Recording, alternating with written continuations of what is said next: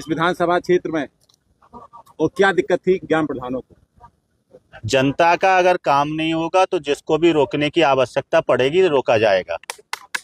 सही। दादा साहेब जिंदाबाद।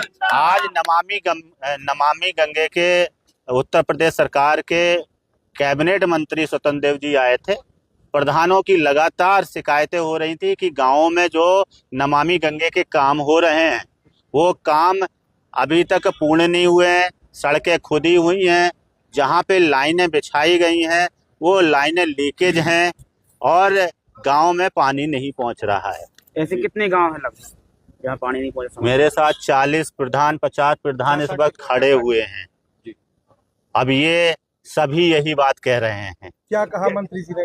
मंत्री जी ने 20 दिन का समय मांगा है कि 20 दिन के अंदर जो है हम काम पूर्ण करवाएंगे और 20 दिन के बाद फिर महोबा आएंगे, महोबा में रुकेंगे और गांव का दौरा करेंगे। उस वक्त अगर किसी गांव में समस्या मिली तो संबंधित अधिकारी के ऊपर कार्रवाई करेंगे।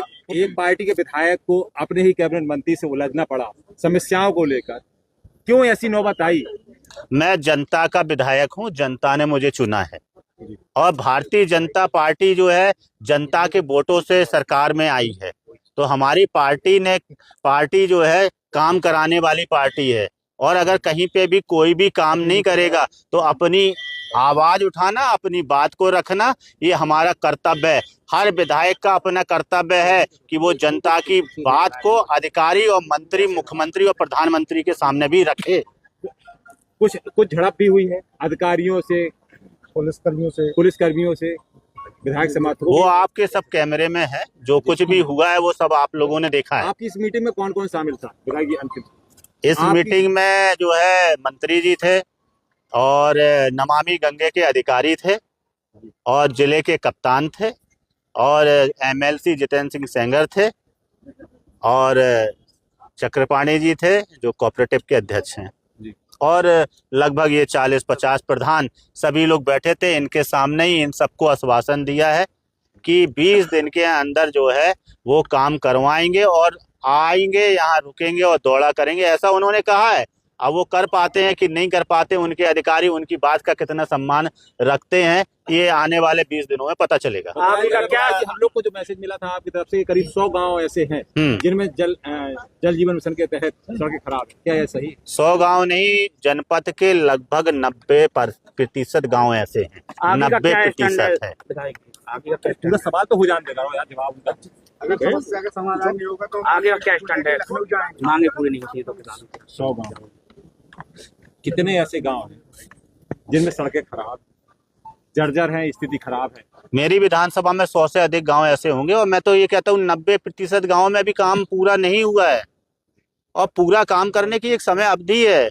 ये परियोजना लगभग 6 साल से चल रही है। अब ये परियोजना कितने समय में खत्म होनी चाहिए ये मंत्री जी तय करें और बाकी अगर काम नहीं होगा तो ये हमारे प्रधान बताएं। आगे हम लोग 20 दिन के बाद हमें क्या करना है, हमारे जैसे प्रधान और हमारे क्षेत्र की जनता कहेगी वो हम करेंगे। सवाल ये है कि क्या मंत्री जी कभी आपको समय नहीं दे पा रहे थे जिसकी वजह से ये कदम उठाना पड़ा?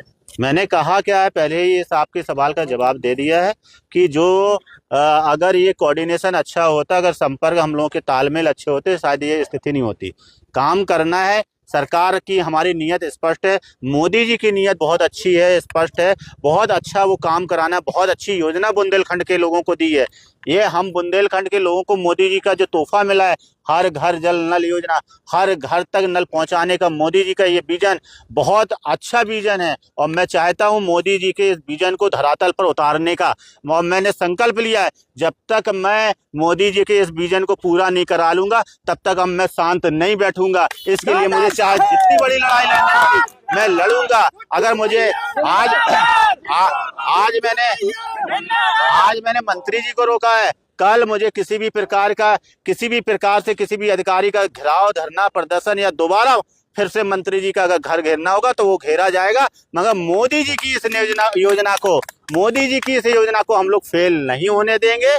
इस योजना को हम पूर्ण कराएंगे क्योंकि हमें पता है, मैं बुंदेलखंड का हूं, मुझे अपने बुंदेलखंड के लोगों का दर्द पता है कि पानी उनके घर पहुंच जाने से कितना बड़ा लाभ मिलेगा, कितनी खुशी की लहर बढ़ जाएगी। ये बात को मोदी जी भी समझते हैं, तभी मोदी जी ने इस योजना को बुंदेलखंड को दी है।